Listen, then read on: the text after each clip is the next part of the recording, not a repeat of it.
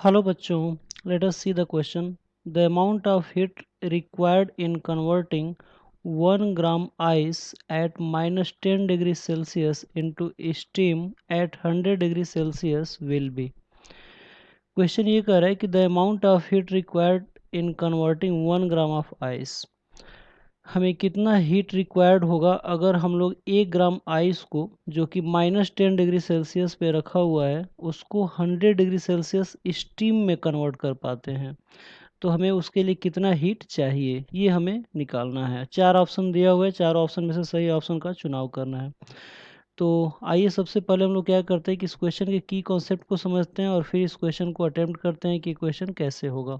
ठीक है, तो की कॉन्सेप्ट में हम लोग पढ़ेंगे कि स्पेसिफिक हीट और लेटेंट हीट क्या होता है और दोनों में क्या डिफरेंसेज होती हैं। तो सबसे पहले लेटेंट हीट क्या होता है, तो देखिए की कॉन्सेप्ट में हम लोग पढ़ेंगे लेटेंट हीट के बारे में। तो latent heat is the energy absorbed और released when a substance is undergoing a phase change. तो लेटेंट हीट उसे हम कहते हैं जब सबस्टेंस जो होता है वो फेज चेंज होता है, जैसे कि आइस से वाटर में कन्वर्ट होता है या वाटर से स्टीम में कन्वर्ट होता है या इसके वाइस वर्सा। तो उस समय जो भी हीट रिलीज होता है उसको हम लोग कहते हैं लेटेंट हीट। ठीक है, और स्पेसिफिक हीट क्या होता है, तो specific heat is the quantity of heat required to rise the temperature of 1 gram of substance by 1 degree Celsius at a constant pressure। तो आप लोग देख सकते हो कि लेटेंट हीट और स्पेसिफिक हीट में क्या डिफरेंसेज है। लेटेंट हीट तब रिक्वायर्ड होता है जब हमें स्टेट चेंज करना होता है, फेज चेंज करना होता है, यानी कि आइस से हमें वाटर बनाना होता है या फिर वाटर से हमें स्टीम बनाना होता है या फिर स्टीम से वाटर या वाटर से हमें आइस बनाना होता है। तो उस समय जो भी हीट हमें रिक्वायर्ड होता है या जो लिबरेट होता है उसको हम लोग लेटेंट हीट कहते हैं।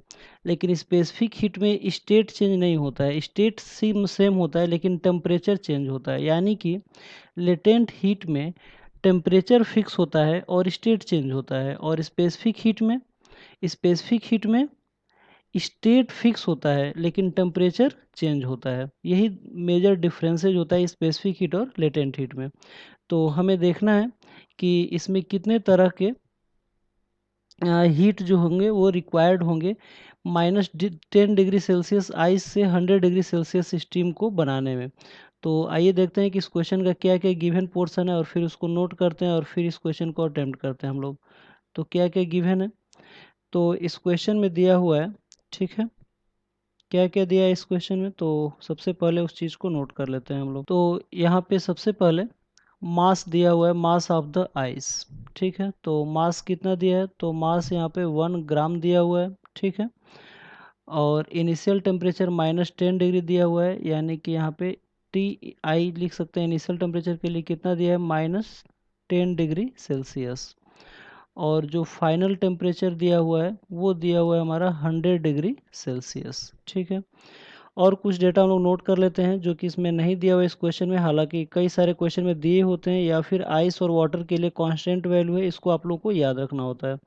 तो यहाँ पे रिक्वायर्ड होगा स्पेसिफिक हीट ऑफ आइस।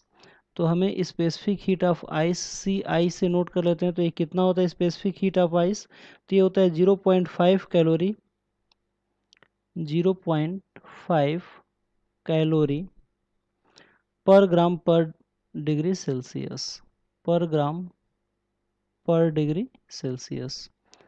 ठीक है, इसके बाद स्पेसिफिक हीट ऑफ वाटर की ज़रूरत पड़ेगी हमें, तो उसको भी नोट कर लेते हैं, यानी कि सी डब्ल्यू नोट कर लेते हैं स्पेसिफिक हीट ऑफ वाटर। और ये कितना होता है 1 कैलोरी पर ग्राम पर डिग्री सेल्सियस। ठीक है, इसके बाद हमें लेटेंट हीट ऑफ फ्यूजन की ज़रूरत पड़ेगी आइस के लिए। तो लेटेंट हीट ऑफ फ्यूजन की वैल्यू को नोट कर लेते हैं, तो L F is equal to हो जाएगा, ये होता है 80 कैलोरी पर ग्राम, 80 कैलोरी पर ग्राम। ठीक है, और लास्ट में हमें लेटेंट हीट ऑफ वेपोराइजेशन की ज़रूरत पड़ेगी स्टीम के लिए, और ये कितना होता है एल भी होता है, और इसकी वैल्यू होता है 540 कैलोरी, 540 कैलोरी पर ग्राम। ठीक है, तो आइए अब इस क्वेश्चन को हम लोग अटेम्प्ट करते हैं। तो देखने वाली बात यह है कि हमें माइनस 10 डिग्री सेल्सियस आइस से 100 डिग्री सेल्सियस वाटर में वो स्टीम में चेंज करना है, ठीक है ना। तो इस क्वेश्चन में मेन मुख्य रूप से 4 या 5 पार्ट इन्वॉल्व हुआ। तो कौन कौन सा पार्ट है, तो सबसे पहले यहाँ पे हम लोग देख सकते हैं कि सबसे पहले हमें आइस है हमारे पास, और वो कितना है, -10 डिग्री सेल्सियस पे है। तो सबसे पहले इस -10 डिग्री सेल्सियस से हमें 0 डिग्री सेल्सियस आइस पे कन्वर्ट करना होगा, 0 डिग्री सेल्सियस आइस पे। और हमें मैंने अभी बताया कि जब स्टेट चेंज नहीं होता, स्टेट कांस्टेंट होता है और टेम्परेचर चेंज होता है, तो उसमें स्पेसिफिक हीट इन्वॉल्व होता है। और स्पेसिफिक हीट का जो फार्मूला होता है Q = mc∆T होता है, ठीक है ना। तो ये हो जाएगा mc∆T। तो यहाँ पे आइस है तो यहाँ पे Ci इन्वॉल्व होगा, और ये हमारा Qi हो जाएगा। इसके बाद हमें 0 डिग्री सेल्सियस आइस से हमें कन्वर्ट करना होगा किस में, हमें वाटर में कन्वर्ट करना होगा। तो हमें यहाँ पे 0 डिग्री सेल्सियस वाटर में कन्वर्ट करना होगा। और जब वाटर में कन्वर्ट करेंगे, यानी कि अब की बार टेम्परेचर फिक्स है, 0 डिग्री सेल्सियस आइस से 0 डिग्री सेल्सियस वाटर में कन्वर्ट करना है, यानी कि इस बार हमें स्टेट चेंज करना है। और जब स्टेट चेंज करना होता है तो हमें लेटेंट हीट इन्वॉल्व होता है, और वो क्या होता है, तो उसको हम लोग लिख सकते हैं यहाँ पे Q2 लिख सकते हैं, और ये हो जाएगा हमारा ML होता है। तो यहाँ पे latent heat of fusion involve होगा, क्योंकि आइस से वाटर में कन्वर्ट हो रहा है, तो हम MLF लिख सकते हैं। इसके बाद हमें 0 डिग्री सेल्सियस वाटर से हमें 100 डिग्री सेल्सियस वाटर में कन्वर्ट करना है, ठीक है ना, 100 डिग्री सेल्सियस वाटर में। तो अब आप लोग देख सकते हो कि यहाँ पे वाटर से वाटर में कन्वर्ट हो रहा है, लेकिन यहाँ पे टेम्परेचर चेंज हो रहा है। और जब टेम्परेचर चेंज होगा तो यहाँ पे कौन सा हीट इन्वॉल्व होगा, तो यहाँ पे जो हीट इन्वॉल्व होगा उसको हम लोग कहेंगे स्पेसिफिक हीट, और वो क्या हो जाएगा, mc∆T। तो यहाँ पे कौन सा C यूज होगा, तो यहाँ पे W वाला C यूज होगा, ठीक है ना।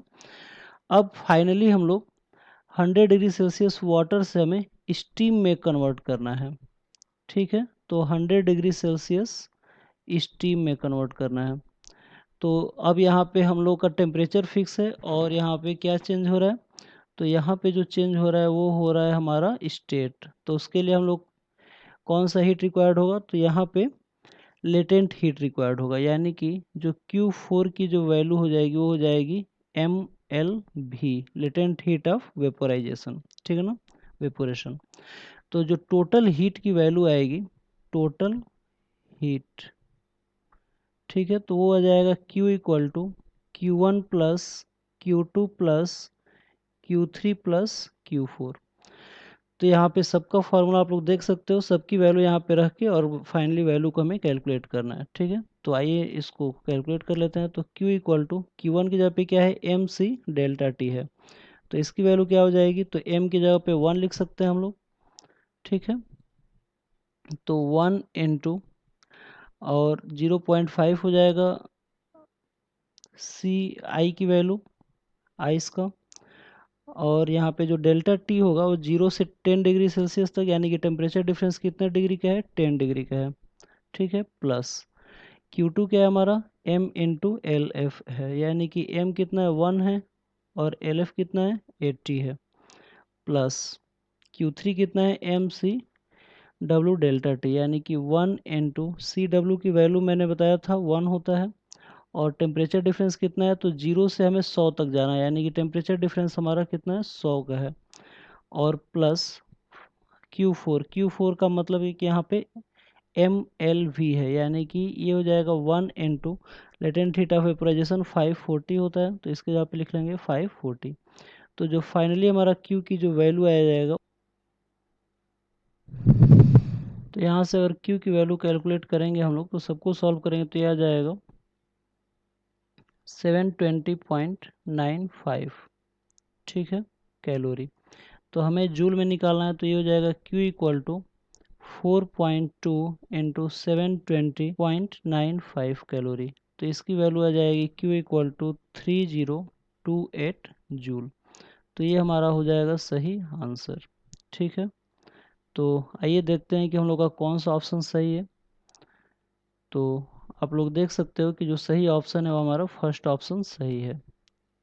तो आई होप आप लोगों के क्वेश्चन समझ में आया होगा। Thank you very much, good luck.